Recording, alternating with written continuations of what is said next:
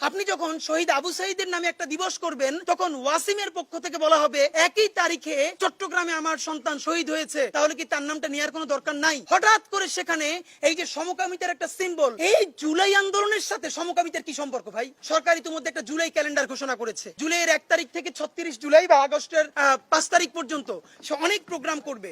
এখানে দুই একটা জিনিস শুধু নোক্তা দিয়ে রাখা মনে করি। নাম্বার 1, সে এখানে এই জুলাইয়ের যত স্টেক হোল্ডার প্রায় সবাইকে নিয়ে বিভিন্নভাবে সেলিব্রেট করবে যে অমুকের স্মরণে। দেখেন এখানে একটা মুশকিল হলো, দেখলাম রিয়া গোপের নামে একটা প্রোগ্রাম আছে, এরকম বিভিন্ন সিগনিফিকেন্ট শহীদের নামে। এখন মুশকিলটা হলো, আপনি যেদিন রিয়া গোপের নামে প্রোগ্রাম করবেন, শহীদ আব্দুল আহাদের বাবা, যে আহাদ সব থেকে কনিষ্ঠ, যার বয়স মাত্র 4 বছর, সে তো বলবে যে আমার ছেলে কি তাহলে শহীদ হয় না, তার নামে কি একটা দিবস করা যায় নাই? আপনি যখন শহীদ আবু সাইদের নামে একটা দিবস করবেন তখন ওয়াসিমের পক্ষ থেকে বলা হবে একই তারিখে চট্টগ্রামে আমার সন্তান শহীদ হয়েছে, তাহলে কি তার নামটা নেওয়ার কোনো দরকার নাই? আমাদের ডকুমেন্টেড 1500-র বেশি শহীদ আছে, আপনি কার নামে করবেন? যার সাথে লিঙ্ক লবি বেশি বা যাকে নিয়ে আপনার পলিটিক্যাল ফায়দা বেশি তার নামে? সুতরাং আপনাদেরকে একটা মনে করাই দেই, এই জুলাই ক্যালেন্ডারের মধ্যে একটা প্রোগ্রাম রাখা হয়েছে যে নারী পুরুষ নির্বিশেষে এই আন্দোলনে তৃতীয় লিঙ্গের যাদের অবদান আছে। খুব ক্লিয়ার একটা কথা বলি, তৃতীয় লিঙ্গ বলতে আসলে ওরকম কোনো লিঙ্গ নাই। লিঙ্গ মানে বায়োলজিক্যাল লিঙ্গ। আমাদের বাংলাদেশে জনগোষ্ঠী 3টা, বায়োলজিক্যালি পুরুষ, নারী অথবা হিজড়া জনগোষ্ঠী, যারা আমাদের সমাজের মূলধারার অংশ। আপনি বলবেন ঠিক আছে, পুরুষদের জন্য এটা, নারীদের জন্য এটা, ওকে। এই আন্দোলনে আমাদের হিজড়া জনগোষ্ঠীর ভাই বোনেরা কিভাবে কন্ট্রিবিউট করেছে আপনারা দেখেছেন,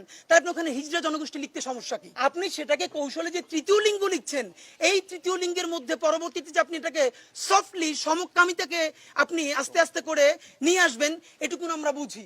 এর প্রমাণ হলো সংসদ ভবনের দক্ষিণ প্লাজায় আপনারা যে ড্রোন শুট করেছেন জুলাইয়ের আন্দোলন কেন্দ্র করে শহীদদেরকে নিয়ে বিভিন্নভাবে আকাশে, হঠাৎ করে সেখানে এই যে সমকামিতার একটা সিম্বল, যে দুপাশে ডানা কাটা এই যে সিম্বল ডানা, সেইটা কোত্থেকে আসলো? আপনারা আমাকে একটু বুঝাই বলেন তো ভাই। এই জুলাই আন্দোলনের সাথে সমকামিতার কি সম্পর্ক ভাই? এটা কি মানে? আপনি এই আন্দোলনের যারা উপদেষ্টা হয়েছে, কেউ ম্যান্ডেট নিয়ে এসেছে আগামী 1 বছরের মধ্যে আমি সমকামিতাকে নরমালাইজ করে দিয়ে যাব, কেউ ম্যান্ডেট নিয়ে এসেছে এই লবিকে আমি ওকে করে দিয়ে যাব, অথচ জুলাইয়ের ম্যান্ডেট মনে হয় কারো নাই। সুতরাং আপনারা যদি বুঝেন, এটা আমরা বুঝি না, খুবই ক্লিয়ারলি বুঝি, বেশি করে ধরলে আপনাদের অন্য কাজ ব্যাহত হবে, এই জন্য আপনাদেরকে এটা এত বেশি ধরি না। বাট মনে করাই দেই, তৃতীয় লিঙ্গ বলা চলবে না। আপনি হিজড়া বলতে কি দুঃখ কষ্ট? আমার কোন হিজড়া ভাই বোন বলেছে যে আমরা হিজড়া না, বরং হিজড়ারা পর্যন্ত সংবাদ সম্মেলন করে বলেছে যে মেন্টালি সকালে একজন পুরুষ, সন্ধ্যায় সে নারী, তাদের কারণে তারা ক্ষতিগ্রস্ত হচ্ছে। এইসব হাঙ্কি পাঙ্কি চলবে না। এই বাংলাদেশে বায়োলজিক্যাল সেক্স মানে পুরুষ, বায়োলজিক্যাল সেক্স মানে নারী, বায়োলজিক্যাল সেক্স মানে আমাদের হিজড়া ভাই বোনেরা। আপনি লেখেন হিজড়া জনগোষ্ঠীর অবদানকে কেন্দ্র করে